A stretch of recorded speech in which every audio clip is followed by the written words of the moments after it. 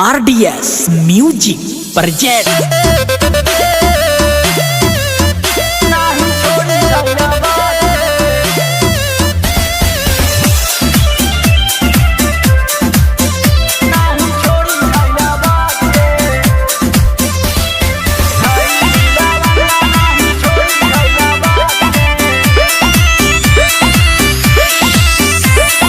धइली लवंडा नाही छोड़ी खैला बात के। हाँ हाँ धइली लवंडा नाही छोड़ी खैला बात के। मार दी गोली कोनो ढोड़ी बीच साध के। मार दी गोली कोनो ढोड़ी बीच साध के। धइली लवंडा नाही छोड़ी खैला बात के। धइली लवंडा नाही छोड़ी खैला बाद के।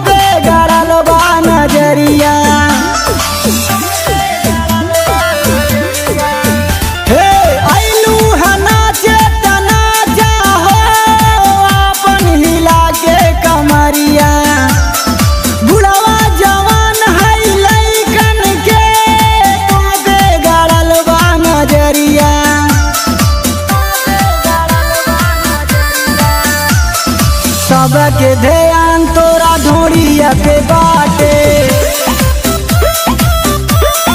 हाँ हाँ धइली लवंडा नाही छोड़ी खैला बाद के।